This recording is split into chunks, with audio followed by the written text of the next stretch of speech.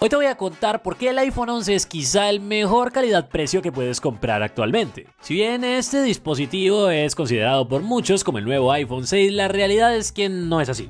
O al menos no en todo el sentido. Pues el iPhone 6 a día de hoy no sirve para nada, pero este sí que puede ser una excelente compra. Y vamos a comenzar derribando un mito que se ha hecho bastante popular últimamente, y es que está a punto de quedar obsoleto. Esto es total y completamente falso. Pues en primer lugar, los iPhones son los teléfonos que más años duran debido a su calidad de construcción y a su software propio. Pero incluso cuando el iPhone deja de recibir actualizaciones de iOS, cuando ya no le llegan nuevas versiones del sistema operativo, aún sigue teniendo años de soporte. Esto debido a que la App Store te permite seguir descargando aplicaciones durante bastante tiempo más. Pero eso se los explico en un video completo sobre el tema si quieren. El punto es que a día de hoy este iPhone lanzado en el 2019 se vende más que el pan. Por cierto, tú que estás viendo este video, te invito a que te suscribas a mi nuevo canal sobre Apple, donde voy a hablar únicamente de estas cosas, ya que este canal es sobre tecnología en general, así que hice uno especializado. No he subido ningún video, pero suscríbete igual. Créeme que van a haber muchos, bastantes, demasiados. En términos de rendimiento está por encima de cualquier gama media Android, al contar con el chip Apple A13 Bionic.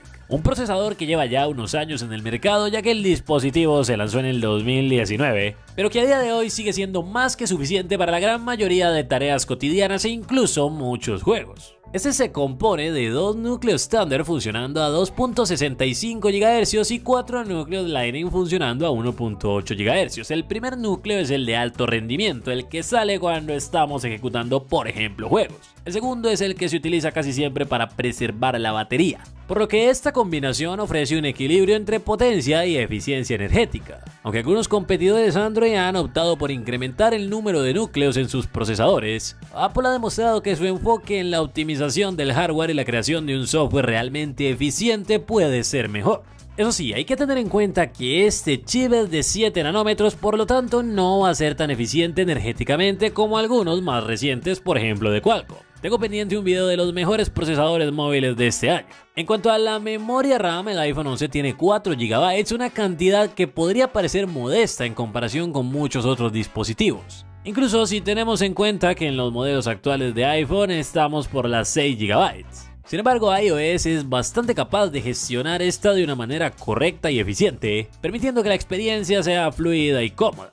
Ahora, en cuanto a la durabilidad, lo normal es que un iPhone sobrepase con creces los 4 años, llegando en algunos modelos incluso a los 7, lo que supera significativamente la expectativa de vida de muchos otros teléfonos inteligentes en el mercado. La clave de esta longevidad radica en la integración de hardware y software por parte de la misma compañía. Como mencioné al principio, no está obsoleto y sigue todavía lejos de allí. ¿Cuánto tiempo dura un iPhone 11 si lo compras hoy día? Bueno, al menos un par de años más. Y esto solo por el lado de las actualizaciones de iOS. Recordemos que luego está también el tema del soporte para aplicaciones, que son muchos más años. Aquí en el canal hay una comparativa de este iPhone con el 12 y con el 13, en caso de que te plantees elegir entre uno de estos modelos. Llegados a este punto, más de uno debe estar pensando: te vendiste, ¿cuánto te pagaron? Y no, nada de eso. También hay cosas negativas, y una de ellas es el hecho de que este dispositivo no cuenta con panel OLED, sino que tiene una pantalla LCD. Esto repercute en una menor calidad visual, peor desempeño en ambientes con mucha luminosidad, como por ejemplo un día soleado, e incluso menor ahorro de energía en comparación con otros dispositivos que sí tienen paneles OLED, ya que estos tienen la capacidad de apagar sus píxeles al reproducir el negro, cosa que un panel LCD no hace. Adicionalmente, hay que tener en cuenta un detalle que ya es más del diseño, pero que a muchas personas les molesta, y es el hecho de que este dispositivo tiene muchos marcos, no tiene tanta superficie útil como otros modelos más recientes. Tengamos en cuenta que es del 2019.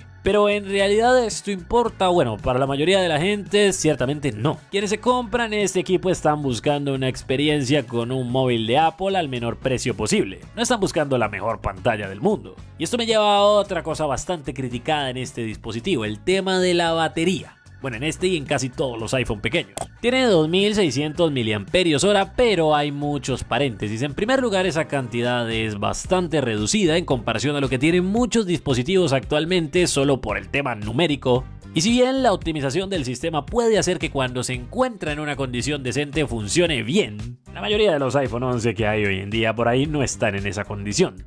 todo lo contrario. Tengo que hacer un video completo hablando exclusivamente de este tema. La degradación de batería en los iPhone es algo de lo que poco se habla y mucho se tiene que conocer, pues es quizá lo más importante cuando planteas comprar uno de estos dispositivos.